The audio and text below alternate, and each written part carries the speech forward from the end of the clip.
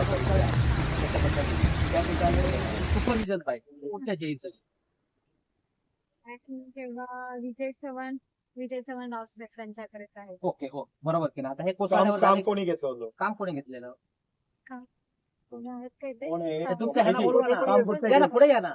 या ना. कुठच्या सोसायटीनं? नवशक्ती सोसायटीला अगोदर ब्लॅक मग सिंधुदुर्गातली आहे का बाहेरची आहे? नाही, आपली ती आहे, कुठची असू दे. सिंधुदुर्गातली. नाही नाही हा. सिंधुदुर्गातले असतात ते सगळे. असू दे त्याच्याशी आम्हाला देणं घेणं करणं आहे. ठीक त्या आहे. सोसायटीला तुम्ही पेमेंट किती केलं? आतापर्यंत फुल पेमेंट झाले की किती झाले?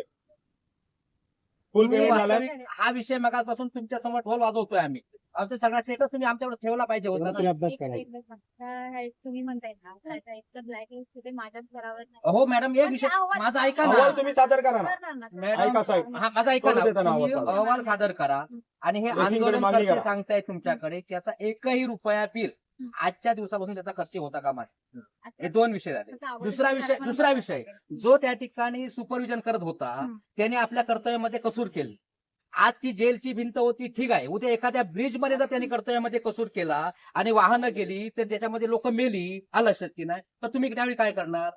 म्हणजे ज्याचं सुपरविजन होतं आलं शक्ती नाही तोपर्यंत त्याला सस्पेंड करा.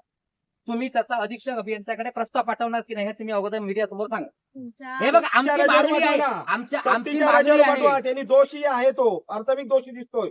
सक्तीच्या रजेवर 7 दिवस 8 दिवसाच्या पाठवा. तुम्ही किती लोकांना पाठीशी घालणार? नाही, मी आमची मागणी आहे ना. आम्ही काय म्हणतो तुम्हाला जमणार नाही तुम्ही आम्हाला सांगा. तुम्ही प्रस्ताव पाठवायचा आहे. मी तेच सांगते मी प्रस्ताव पाठवेल. मागणी आहे प्रस्ताव पुढे हा पाठवा. चला ओके.